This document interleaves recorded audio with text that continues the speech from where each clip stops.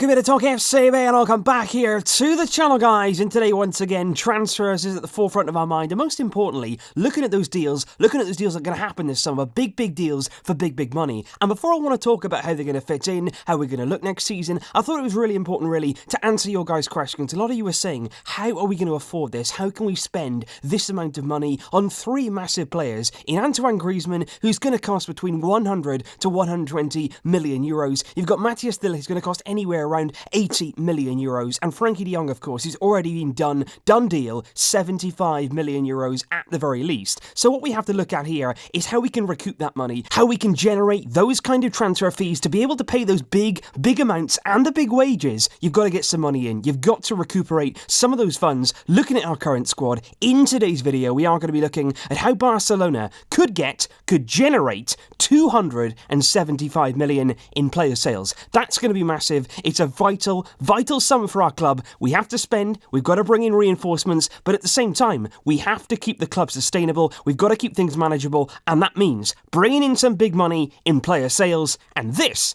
is how it's going to go down. Because to be honest, guys, it's not just about the transfer fees. It's not just about the fact we're going to be paying there around 275 million euros to bring in three big names. It's also the fact they're also going to be on big wages. And our wage bill over the last few years has risen, and it has become a major issue at Barcelona right now. We became the first football club ever in history to spend over £500 million on our player wages. And our wage bill right now is the highest of any football club right throughout the world at around 562 million euros. And when you look here at the fellow Champions League quarter-finalists a few weeks ago, of course, we were back in that stage with a number of other clubs competing at the same level as us. And look at the difference there in the wages. Massive gulf there between Barcelona and the rest of the pack. We are way ahead. We do have to manage that. And with three big players coming in on big wages, for me, that straight away means three current players in this squad, big earners. They're going to have to make their way out simply to balance those books. And so, kicking us off there at number one in terms of player sales and also in terms of removing a very big earner at the club right now, the obvious departure would be, we all know it, Felipe Coutinho. He is the man right now that you look at as somebody who could really bring in a big transfer fee. We could really lose some big wages, and obviously he's not that happy right now at the club either, and he's already been linked with the transfer away, no doubt about that, both to the Premier League and also more recently to Liga. And Chelsea have been heavily linked, of course. They're going to be looking for somebody after the expected exit of Eden Hazard this summer, but also PSG do appear to be an option because of the Neymar link and because they have been linked with him before as well. What's absolutely clear right now is Barcelona are open to selling Coutinho. Coutinho is open to leaving to the right club, and what I think we're all very clear on right now is Barcelona simply must recoup as much of that transfer fee that we paid to Liverpool for Felipe Coutinho as we possibly can. We paid 120 million euros as a fixed option, and then a further 40 million euros were agreed in variables and add-ons. So seriously there, we have to get as much of that back as we can this summer for Felipe Coutinho before it's too late. And I'd estimate there that we're going to be looking for a fee of around 90 million euros. We're not going to get the full fee back. He's not had a good season. Maybe if he does have a good Copa America this summer, a good campaign there, he could raise that transfer fee and raise the demand. But right now, I would say 90 million euros, maybe 100 if we really negotiate well for Felipe Coutinho. And that'll be well on our way there to getting some significant funds back in and removing a high earner in the process. At number two would be another of the club's highest earning players, and that is Ivan Rakitic this summer, who's already been subject of interest from Inter Milan this summer and was actually close to leaving the club last summer for Paris Saint-Germain. I've said before that whilst Rakitic has been a very good sign, he's been a very strong acquisition since we brought him in from Sevilla. A really good transfer that was for just 20 million euros. And I think right now, this is the last summer, like I've said before, to command that transfer fee for a player now who's 31 years old. This is going to be the last summer to really get something for him, and I think certainly he would be open to leaving if the right offer arrived, and Barcelona are really going to have to give him a bit of a push. We need the money, we need to free up those wages, and I think Rakitic here, we're going to be looking to command a fee of around 40 million euros from Inter for his services, and that there, combined with Coutinho, would leave us then about 140 million back to the good. Then my third key earner and key player who could be leaving this summer would be, unfortunately, Samuel Umtiti. Now, I'm not saying for any instance that I want all these players to leave. I'm not saying this is my personal opinion. I'm just here giving you the options of players who might be leaving and could get us those big transfer fees. And Samuel Umtiti, of course, has been linked with a move away simply because if we are going to get Ligt, that does seem like a viable option. He's been linked with Man United, Manchester City, a number of Premier League clubs, and also Juventus in Serie A. But obviously, when you look at Umtiti, the quality is there, no doubt about that. On his day when he's fully fit, he can be, no doubt about it, one of the best centre-backs in the world, without question. But obviously, right now, there are serious fitness concerns with that knee injury. How is he feeling? How is he playing? How can he really get through a season? Is it going to be possible for him to stay injury and pain-free? And that'll certainly be in the mind of the clubs as well. When they do their medical examinations, when they look over these players, there are going to be doubts about Umtiti, and I think that would affect the fee we'd get for him. Because on a good day, when he's fully fit, we would be getting a massive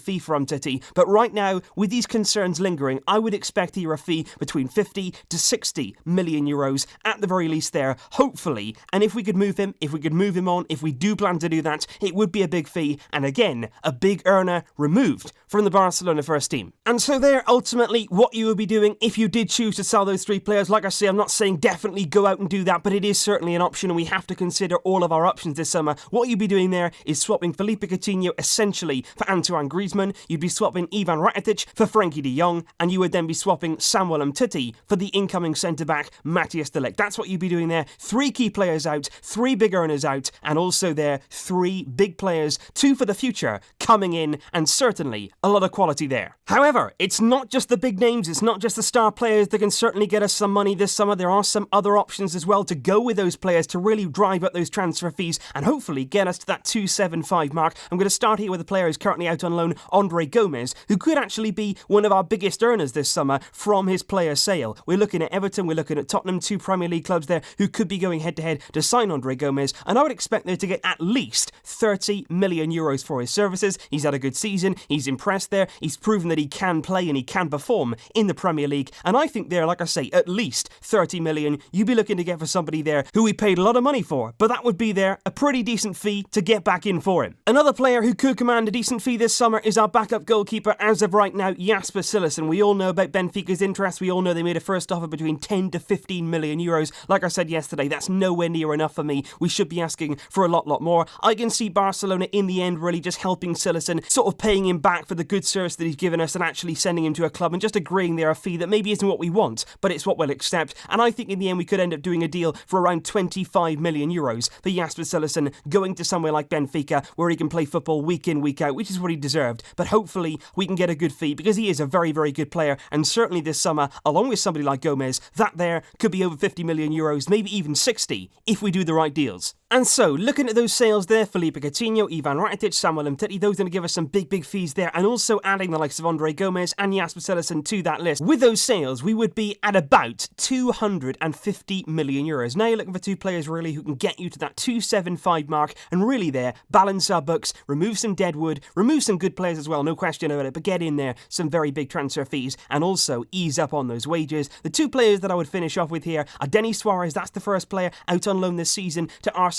Hasn't gone well for him. That's really damaged his reputation a bit more really, and will certainly impact our ability there to get a good transfer fee. I would estimate there about 10 to 15 million euros we'll try and get for him this summer. Valencia under Marcelino have already been linked. He could possibly go there, somebody we work with at Villarreal. And then Rafinha, the other player of course, is currently out injured, has been for most of the season, but he is going to get back to full fitness around this summer, just in time for the summer transfer window, and potentially we could look to offload him, and I think you could get there 15 to 20 million at least there for Rafinha. But just like Umtiti, the quality is there, he is a good player, he can play a number of roles, but obviously there are concerns, big concerns as well, with his fitness, which would affect the transfer fee. But all things considered, with those 7 player sales there and massive fees that you've got coming in, what you would do there is ultimately balance your books. Coutinho 90 million, Rakitic 40, Umtiti 60, Gomes 30, Cillessen 25, Denis and Rafinha 15 each there. That would total essentially 275 million euros coming in there from player sales. Now, obviously, guys, I just estimated those. Some may go up, some may go down. It all depends really on how we negotiate this summer and how well really we can drive up those fees and really get the maximum for these kind of players. But I think there, that is certainly doable. There's a lot of players there, no doubt about it. Key players, good players, a lot of quality there. But at the same time, what we've done this summer, the players that we're going to bring in, I do believe that our squad can certainly be strengthened. Now, what you would do straight away, obviously, looking at the squad that remains, that's really important to make sure that we have enough option, we have enough depth get for the entire season. What you would say straight away is that Ter Stegen here does need a backup. Potentially, Iñaki Peña could be promoted if we want to save early there on a backup keeper rather than bringing somebody in, rather than spending more transfer fees to get somebody in there. You could bring in Iñaki Peña there in the goalkeeper role. What you would also have then, I also feel, is a new left back. You need somebody there to be a backup for Jordi Alba, and I think we still could see somebody come in on that side to give us some depth. And then you look at the three key signings. Antoine Griezmann coming in there in the forward line, absolutely crucial, vital, somebody there who can make an immediate impact. He's going to need to earn that big transfer fee and prove himself very quickly to the Barcelona fans. Also, we'd be keeping Malcolm. If we do sell Coutinho, for me, we cannot sell Malcolm as well, simply because you need some options in that forward line. With Coutinho gone, not playing in that left wing role, Malcolm undoubtedly would get more minutes on the right hand side, on the left as well, somebody as well who's versatile, and I think there he could definitely get more game time and more chances to shine next season. And then of course, all that remains is the two Ajax starlets. Matthijs de Ligt will come in at centre-back, somebody there who can make a massive impact both immediately and also in the future as well, somebody there who could be at the top of his game and really command that position for many years to come, much like Frenkie Jong, coming into that midfield there, again, able to play in a number of roles, and I think there, that is very exciting to see those three key players coming in, and not only are they coming in, not only we paid big money to get them, and big wages to keep them, but also, we're trying to balance the books here. We've got players who are going to be going out, financing those moves, and basically keeping the club there financially stable, not taking unnecessary risks, not putting our club in financial trouble. That's really important as well. And also, of course, abiding by the financial fair play rules imposed by UEFA themselves. What we're going to be doing in my next video, which should be a good one, should be exciting to talk about, we're going to be talking about this man here, about this man here,